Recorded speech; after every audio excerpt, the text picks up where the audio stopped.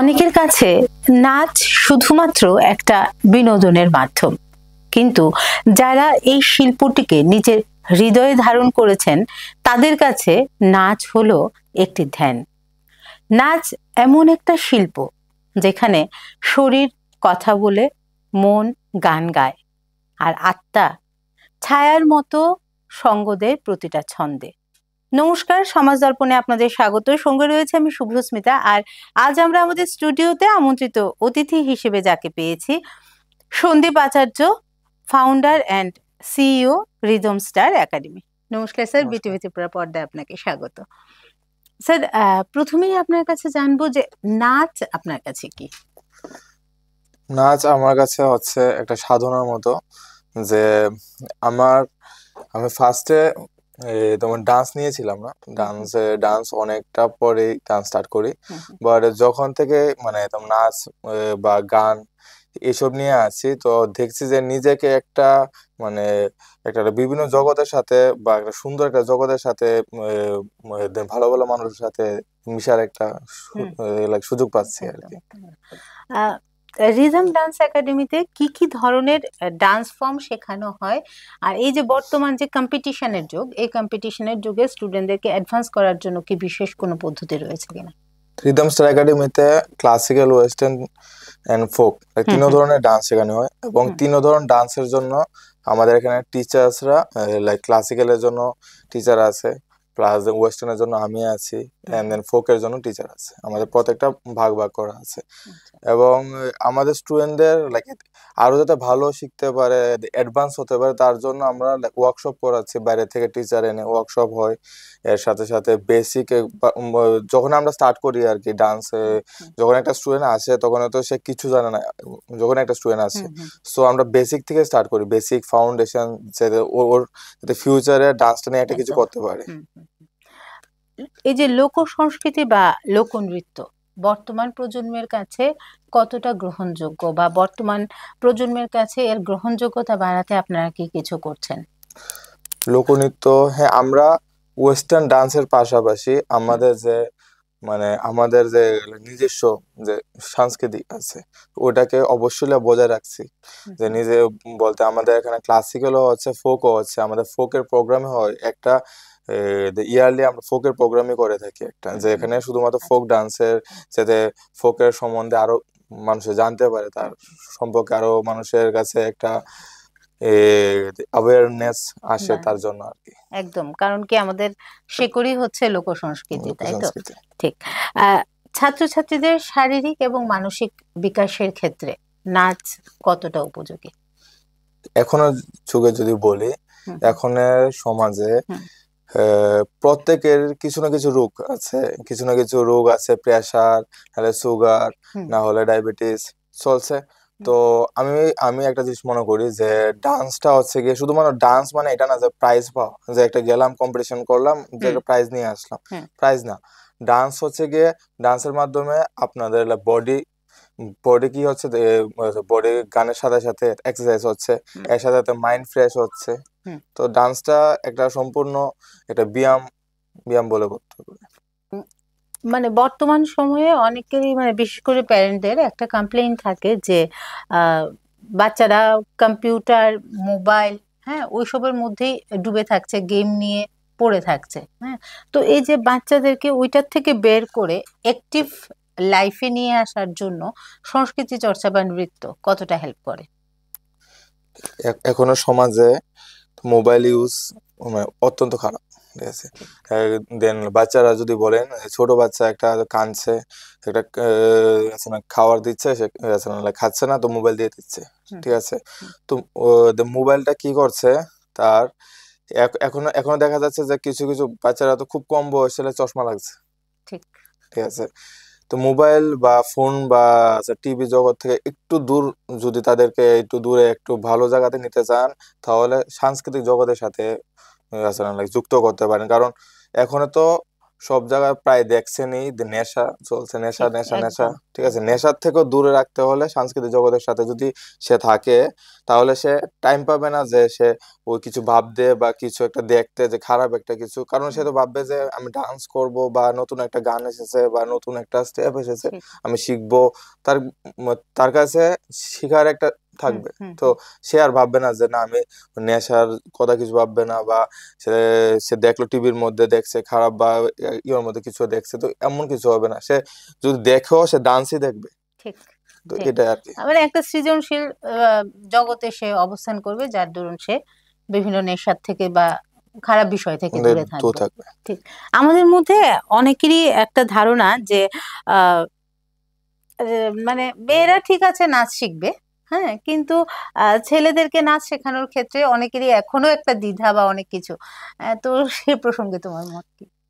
এটা আমাদের শুনতে হয়েছে অনেক বেশি, যেহেতু হ্যাঁ, আমি ছেলে, তো একদম। হ্যাঁ অনেক শুনতে হয়েছে। হ্যাঁ। ডান্স ওখানে করেছি, হুম হুম ডান্স করে কি করবে তুমি, তোমার কেরিয়ার কি হবে, এসব করে কি তোমার কেরিয়ার হবে, বা তুমি কিভাবে ফিউচারটাকে ইয়ে করবে, অনেক শুনতে হয়েছে। হুম মানে লাইফে প্রত্যেকটা জায়গাতেই শুনতে হয়েছে। হুম তো যখনই নিজেকে একটা জায়গাতে স্টেবলিশ করতে পেরেছি, তখনই মানুষের মানে এমন হয়েছে না কিছু একটা করতে হুম পারবে। হুম তা আমি বলি যে ডান্স দিয়ে অবশ্যই হবে। আর ছেলে মেয়ে কিছু বলে মনে হয়, মানে আমার তো লাগে না যে ছেলেরা ক্লাসিক্যাল করতে পারবে না, মেয়েরা ওয়েস্টার্ন করতে পারবে না, বা এমন কিছুই নেই, ঠিক আছে। হুম ডান্সটাকে ডান্সের মতো দেখলেই ভালো, হুম হুম যে হুম, ডান্স করছে ঠিক। মানুষের জাস্ট। হুম হুম হুম, এটাই। আহ, অনেকেই মনে করবে যে নাচ বা পারফর্মিং আর্ট শুধু শুধু সময় নষ্ট। কারণ আমাদের একটা চাহিদা থাকে ডাক্তার ইঞ্জিনিয়ার এসবই হবে।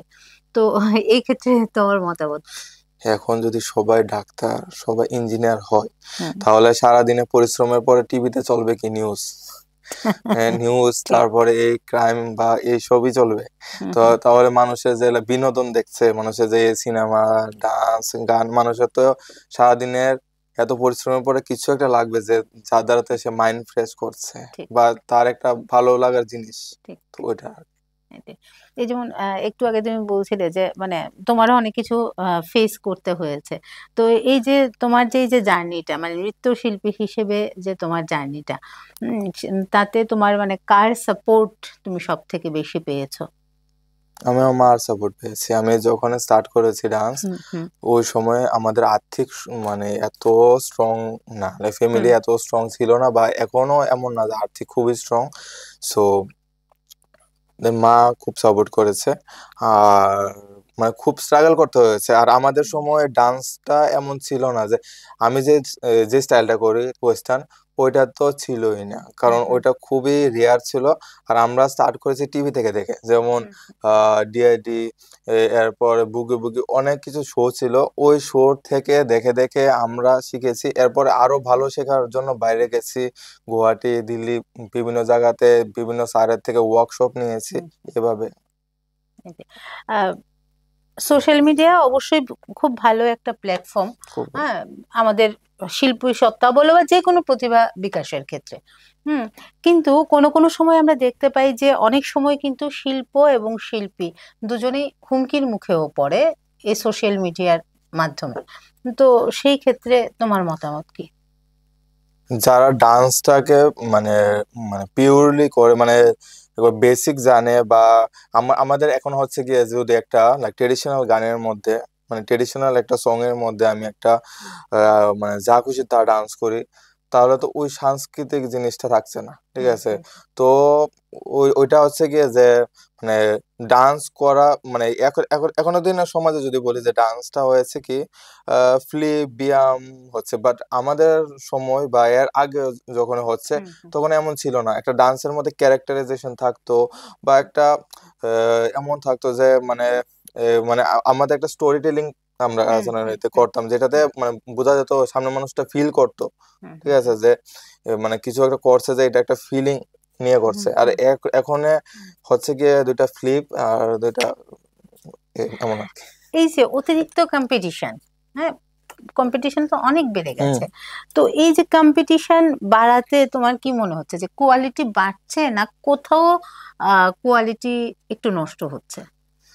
কম্পিটিশনের পিছনে মানে স্টুডেন্টরা এবং প্যারেন্টসরা এত পরিমাণে দৌড়াচ্ছে যে আমার বাচ্চার প্রাইজ লাগবে, ঠিক ঠিক আছে। তাতে কি হচ্ছে, সে যে মানে পিওরিটিটা ডান্সের যে হুম মূল মানে ডান্সের যে মূল ভাবটা হুম হুম ওইটা নষ্ট হচ্ছে। কারণ রিয়েলিটি আর হচ্ছে যেটা আমাদের রিয়েল, হুম এটা কিন্তু টোটালি আলাদা, ঠিক হুম আছে। হুম রিয়েলিটি শোর জিনিসটা আলাদা হয়, হুম হুম আর রিয়েলিটি মানে রিয়েল জিনিসটা আলাদা হয়। হুম তো জিনিসটা হচ্ছে যে আমরা মানে পিওর যদি শিখতে চাই তাহলে কম্পিটিশনের দিকে মানে যদি ভাগি তাহলে হবে না। হুম কারণ কম্পিটিশনের যে ডান্স হয় ওইটা এক রকমের ডান্স হয়, হুম আর যেটা আমরা নর্মালি রিয়েল মানে ডান্স হয় ওইটা হুম আরেক ধরনের ডান্স হয়। হুম হুম বুঝেছি। আহ, তার মানে মোট কথা হলো যে কম্পিটিশনের পেছনে না দৌড়ে ডান্সের পিছনে যে আমি ভালো করে শিখবো, আমি বেটার শিখবো, আমি নলেজ নিয়ে শিখবো, যেন সামনের জনকে শিখাই বা আমি একটা পারফরমেন্স করলে সামনের মানুষটার মধ্যে এমন ফিল হয় যে না সেও আমার সাথে সাথে ডান্স করছে, এমন একটা ফিল আসতে ঠিক হবে। ঠিক আহ, আমরা আজকাল অনেকেই ধরুন ইউটিউবে টিউটোরিয়াল ক্লাস জয়েন করছে বা বিভিন্ন অনলাইন ক্লাস জয়েন করছে। তো আহ, যদি মানে দুটোর মধ্যে আমরা তুলনা করি যে একটা প্রাতিষ্ঠানিক শিক্ষা আর অনলাইন শিক্ষা, কি বলবে তুমি? অনলাইনে না ওই উম, ওই সবই ভালো, ঠিক আছে। হুম হুম আচ্ছা খারাপ কিছুই না, হুম অনলাইনেও শেখা ভালো, বাট হচ্ছে গিয়ে যে যখন আমাদের কাছে স্টুডেন্ট আসে তখন সে যদি ভুল করে মিস্টেক করছে সেটা আমরা দেখিয়ে দিতে পারবো, কারণ আমরা তো দেখছি। হুম হুম এবার যদি ইউটিউবে দেখছে, সে যদি ভুল করছে তাকে দেখানোর জন্য কেউ নেই যে এটা ভুল হচ্ছে তোমার, তোমার এটা এমন না এটা এমন হবে, বা হুম সবকিছু ইউটিউবে থাকে না যে একবারে সবকিছু থাকবে, একবারে সব কিছু নলেজ দেওয়া আছে এমনও না। কিছু কিছু জিনিস আছে যেটা আমরা মানে যখন ট্রাভেলিং করছি জায়গা জায়গা গিয়ে শিখছি তখন আমরা এই জিনিসটা জানতে পারছি। হুম। কোনটা বেশি ইম্পর্টেন্ট, প্রতিভা না পরিশ্রম? প্রতিভা সৃষ্টি হবে লাইক পরিশ্রম দিয়ে। যত বেশি পরিশ্রম হবে একটার পিছনে, যদি ডান্স হোক আর গান হোক বা যে কিছুই হোক, মানে যার যেটাই ইচ্ছা, ড্রয়িং হুম ক্ষেত্রে হুম যে যে জিনিসটার সময় দেবে, যে জিনিসটার মধ্যে সে বেশি ফোকাস করবে, পরিশ্রম করবে, তো ওই জিনিসটা সে ভালোই করবে, এটা নো ডাউট। এটা হুম মানে ভালোই হবে হবে। হুম তো হুম হুম, এটা আর কি, এটাই। পরিশ্রম হলো মূল কথা। পরিশ্রম করতে হবে। একদম এবার এবার যদি কেউ ভাবে যে আমি বাড়িতে বসে একটু দেখে আমি ডান্স শিখে যাবো, তাহলে তো সম্ভব না। হবে না, ঠিক। আহ, তোমার বা তোমার ছাত্রছাত্রীদের, হ্যাঁ, কারোর এমন একটা বিশেষ মুহূর্ত, কোনো একটা পারফরমেন্সের মুহূর্ত বা এমন কিছু মানে যেটা ভাবলে তুমি মানে খুব আবেগপ্রবণ হয়ে পড়ো? আমার স্টুডেন্টস এর যদি মুহূর্ত বলি তাহলে আমার স্টুডেন্টস দুইজন ডান্স বাংলা ডান্সে গিয়েছিল, ওইটার একটা মুহূর্ত। কিন্তু ওরা সিলেক্ট হয়নি কিছু টেকনিক্যাল রিজনের জন্য, কিছু স্টেপ বা কিছু টেকনিক্যাল হুম রিজনের জন্য। হুম আর আমার মুহূর্ত হচ্ছে আমি যখন অল অল ওভার ইন্ডিয়া নিয়ে একটা লাইক হয়েছিল, অ্যাওয়ার্ড শো হয়েছিল, ওইটার মধ্যে পেয়েছিলাম, অ্যাওয়ার্ড পেয়েছিলাম যে বেস্ট বেস্ট ডান্স কোরিওগ্রাফার হিসাবে। ইন্টারন্যাশনাল অ্যাওয়ার্ড ছিল এটা। ওইটা আমার একটা খুব মেমোরেবল মোমেন্ট। মেমোরেবল মুহূর্ত। একদম। উম, কত বছর বয়স থেকে নাচ শিখছো? আমি ডান্স স্টার্ট করেছি 14 বছর। 14 বছর বয়স 14 থেকে? বছর। মানে কি নিজের পছন্দ নিজের ভালোবাসার থেকেই নাচের জগতে আসা, না মানে অন্য কারোর ইচ্ছেতে বা? না নিজেরই, কারণ আমি তো বললাম যে আমি ফার্স্টে দেখেছি, শো দেখতাম, টিভির মধ্যে ডান্স দেখতাম। তো আমার ভালো লাগতো যে তারা গানের সাথে মানে করছে সে করছে, মানে ওই জিনিসটা দেখে মনে হতো যে স্টেপ গুলি একটু ট্রাই করি, হুম হুম স্টেপ গুলি ট্রাই করি, গানটা শুনি, বা এমন এমন করতে করতে একটা ইন্টারেস্ট আসলো যে হুম একটা ডান্সের প্রতি আর কি। তো তারপর যখন কিছুদিন ডান্স করলাম, তো ডান্স মানে কিছুদিন বলতে ডান্স মিন্স দেখে দেখেই হুম যতটুকু হয়, মানে মানে এমন ডান্স বলতে প্রপার কিছুই না, হুম এই গানের সাথে যতটুকু হয় আর কি। হুম হুম তো তখন এমন লাগতো যে ভালোই লাগতো। তো এরপরে যখন শিখা স্টার্ট করি ওই সময় মনে হয়েছে না আমি ওখানে ডান্সটা নিয়েই থাকবো, হুম। এমন আর কি। এই যে মানে একজন নৃত্যশিল্পী হয়ে ওঠা, সেই নিজের ভালো লাগার থেকে একজন নৃত্যশিল্পী হয়ে ওঠা, এবং আজ একটি প্রতিষ্ঠান, তোমার নিজস্ব প্রতিষ্ঠান রয়েছে, এই যে জার্নিটা, এই জার্নিটা সহজ ছিল না, অনেক চড়াই উতরাই ছিল। তো এই সম্পর্কে একটু জানবো। আমি ডান্স ক্লাস স্টার্ট করি আজকে বিগত হয়ে গেছে 9 ইয়ার উপরে হয়ে গেছে। আমি ডান্স ক্লাস চলছে আমার। আর আপাতত ত্রিপুরাতে 12টা ব্রাঞ্চ আছে বিভিন্ন জায়গাতে। তো ফার্স্ট স্টার্টিং এত কিছু ভাবিনি যে এত কিছু করব, এমন কিছুই না। ফার্স্ট স্টার্টিং এ ভাবলাম যে আমাদের ফ্রেন্ড সার্কেলের কিছু যারা ফ্রেন্ডসরা আছে, ভাইরা আছে, তাদেরকে নিয়ে একটা গ্রুপ তৈরি করি। গ্রুপ তৈরি করে পারফর্ম করব এখানে এখানে ক্লাবে ক্লাবে। ওই সময় কম্পিটিশন এত ছিল না, যে রবীন্দ্র ভবনে এত কম্পিটিশন কিছু ছিল না। তো ক্লাবে ক্লাবে দুর্গাপূজা প্রোগ্রাম, এই প্রোগ্রাম হচ্ছে। তো আমরা আমি, আমার ভাই, তারপর আরো কিছু ফ্রেন্ড সার্কেল নিয়ে দেন ডান্স করি। করার পর এরপর কিছুদিন পর কিছু স্টুডেন্ট কিছু লোক বাচ্চারা এসে বলছে, দাদা আমি তোমাদের কাছে ডান্স শিখবো।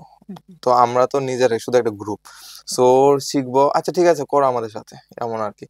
এরপর কিছুদিন পর পর দেখি কিছু প্যারেন্টসও আসছে, এসে বলছে যে স্যার আপনাদের কাছে ডান্স করতে চাই। সো তখন আমাদের স্কুলও ছিল না। এরপর ভাবলাম যে স্কুল, তাহলে তো নিজের আগে আমার আগে কোয়ালিটি বাড়াতে হবে, নিজের কোয়ালিটিটাকে বাড়াতে হবে। সো আমি চলে গেলাম তখন গুয়াহাটি গেলাম, গুয়াহাটি ডান্স শিখলাম, এখান থেকে কোর্স কমপ্লিট করেছি, ডিপ্লোমা করেছি। ডিপ্লোমা করার পর এসে দেন আমি রেজিস্ট্রেশন করে এরপর ক্লাস করলাম। এরপর থেকে স্টার্ট করলাম আর কি আস্তে আস্তে। বাট ফার্স্ট ইয়ারিং এ ছোটই ছিল, এখনো মোটামুটি আছে আপনাদের আশীর্বাদে, বাট ফার্স্ট ইয়ারিং এ ছোট। আচ্ছা, তুমি বলে যে তোমাদের এখানে ওয়েস্টার্ন, ক্লাসিক্যাল, ফোক, হ্যাঁ, তিনটা ধারাতেই নাচ শেখানো হয়। হ্যাঁ, তো এই যে এক ছাতার তলায় তিনটা ধারাকে বয়ে নিয়ে চলা, এটা মানে কতটা চ্যালেঞ্জিং? খুবই টাফ। আর আমি চাইছি যে মানে আমার একটা ছিল স্বপ্ন যে মানে এমন না যে আমি যখন ডান্স শেখার যখন ছিল ইচ্ছা, তখন এই ফিসটা ছিল, ফিস ওই সময়ের টাইমিংও একটু বেশি ছিল। সো এখন কি হচ্ছে, ক্লাসিক্যালের জন্য আলাদা একটা স্কুল, ওয়েস্টার্নের জন্য আলাদা একটা স্কুল। সো স্টুডেন্টরা যদি শিখতে যায়, আজকে ক্লাসিক্যাল শিখবে আবার সে ওয়েস্টার্নও শিখবে, সো দুই জায়গাতে সে দুই স্কুলের মধ্যে টাকা খরচ করতে হবে। আমাদের এখানে এমন যে একই ফিস, সেম ফিসের মধ্যে সে ক্লাসিক্যাল, ওয়েস্টার্ন, ফোক তিনটা শিখবে। এবং সে ফার্স্ট স্টার্টিং এ যখন আমাদের PP1, PP2, PP3 দেন আদম, মানে যখন আমরা ফার্স্ট ইয়ার সেকেন্ড ইয়ার এমন ভাবে চলে, তো গ্রেড 1 গ্রেড 2 হবে। সো যখন সে গ্রেড 5 এ উঠে, ওই সময় যে সাবজেক্টটা সে ভালো করে, মানে সবাই তো সবটা ভালো করে না, সবাই যে ক্লাসিক্যাল ভালো করবে সবাই এটাও না, সবাই ওয়েস্টার্ন ভালো করবে এটাও না। তো যার যেটা বডির মধ্যে আসছে, যার যেটার প্রতি বেশি মানে ইন্টারেস্ট হ্যাঁ, বেশি। তো ওইটার মধ্যে আমরা কি করি, ওইটাই শিখাই। এরপরে নেক্সট ইয়ার হচ্ছে গিয়ে যে ক্লাসিক্যাল যদি শিখে, শুধু ক্লাসিক্যালের পার্টটা যাবে, ক্লাসিক্যাল শিখবে, এর মধ্যে থেকে সে আরো আপডেট করবো তাকে, আস্তে আস্তে করে স্পেশালাইজেশনের দিকে যাবে। এটাই। তোমার প্রিয় নৃত্যশিল্পীকে আর কেন তাকে ভালো লাগে? আমার প্রিয় নৃত্যশিল্পী হচ্ছে রেমো ডিসুজা, যে আমি খুব ওনাকে খুবই মানি। আর উনি স্টার্ট করেছে আমাদের ইন্ডিয়াতে, যদি মানে রেভলিউশন কেউ যদি আনে ডান্সের ক্ষেত্রে, ওটা উনি এনেছে। হোক ABCD, ঠিক আছে, মুভি হোক, কারণ আমরা প্রায় সময় আমরা স্টেপ আপ দেখতাম মুভি, এটা বাইরের একটা মুভি ছিল, স্টেপ আপ ছিল, ওটার মধ্যে ডান্স দেখতাম। বাট এটাকে রেভলিউশন শুধু এনেছে রেমো ডিসুজা, যেটা আমাদের যারা দেন ইন্ডিয়াতে যারা আছে তাদেরকে নিয়ে বানিয়েছে। তো এরপরে তো আরো 2, 3 আরো অনেক কিছু ছিল। সো উনার একটা মানে আমি মানি আর কি, যে উনি একটা রেভলিউশন মানে আমাদের, কারণ উনি এনেছে, তার জন্যই আমরা হয়তো বা এতটুকু করতে পারছি। ভবিষ্যতে তোমার এই মানে নিজের একাডেমিকে নিয়ে আর কি ভাবনা রয়েছে? ভবিষ্যতে আমার একাডেমি আমি চাই যে আরো বড় হোক, আমাদের স্টুডেন্টসরা, আর আমাদের প্লাস পয়েন্ট হচ্ছে যে আমাদের স্টুডেন্টরা যারা গ্রেড 9 কমপ্লিট করেছে, ওরা এখন ডান্স শেখাচ্ছে, মানে আমাদের ক্লাস, মানে আমাদের স্কুলের মধ্যে তারা মানে যারা যারা গ্রেড 9-এ কমপ্লিট হয়ে গেছে, মানে হচ্ছে লাইক ডিপ্লোমা হুম কোর্স কমপ্লিট। হুম ওরা এখন লাইক ডান্স শেখাচ্ছে আর কি, মানে এজ এ টিচার। হুম হুম। আর ওরা মান্থলি দেন পেডও করছি আমরা ওকে। যদি নৃত্যশিল্পী না হতে তবে নিজেকে কোন পেশায় দেখতে বেশি পছন্দ করতে? আমি কম্পিউটার নিয়ে কম্পিউটার ইঞ্জিনিয়ারিং করেছি।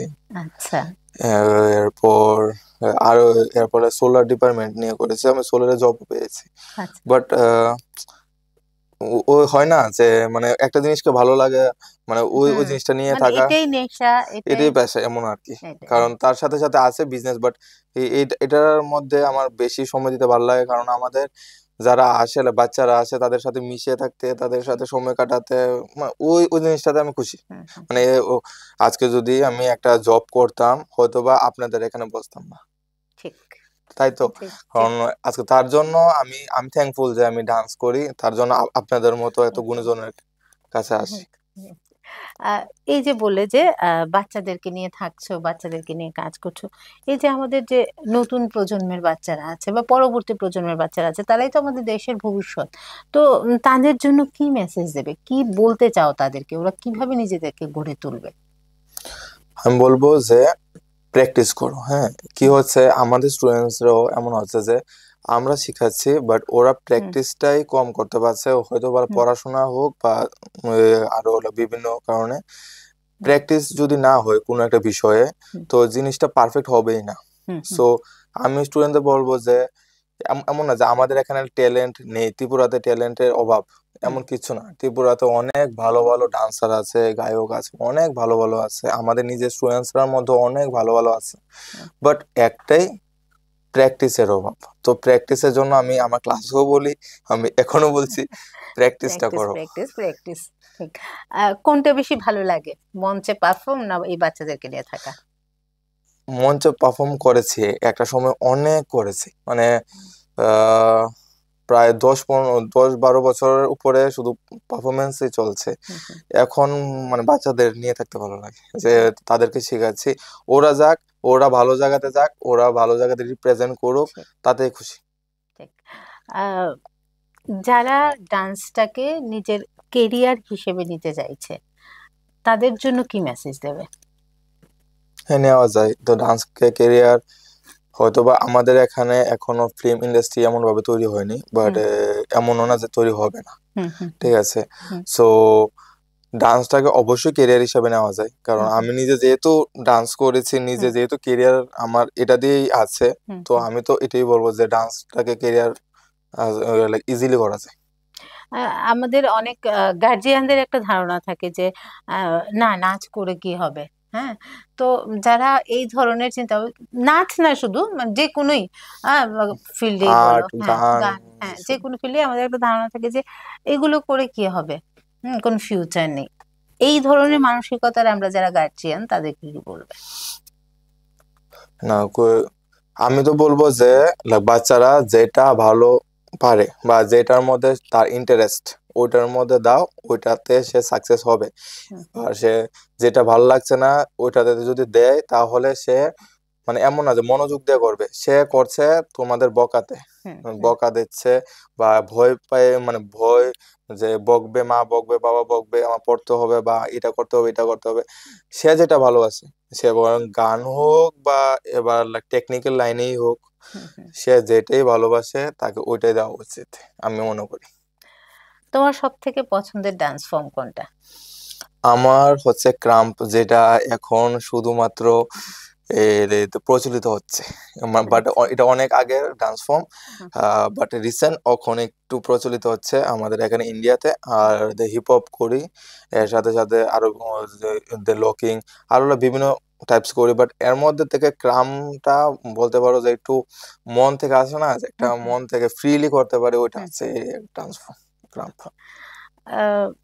একদম মানে শোয়ের কিন্তু একেবারে শেষ প্রান্তে আমরা এসে পৌঁছেছি।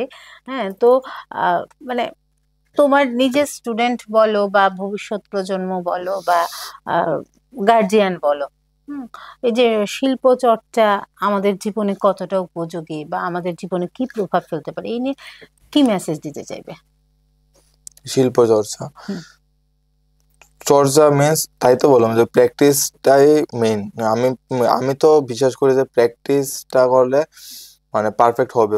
প্র্যাকটিস ছাড়া পারফেক্ট হওয়ার কোনো মানে এমন না যে প্র্যাকটিস না করে আমি কিছু করলাম যে এটা সুন্দরই হবে, এমন কিছু না। আর এর সাথে একটা নলেজ দরকার।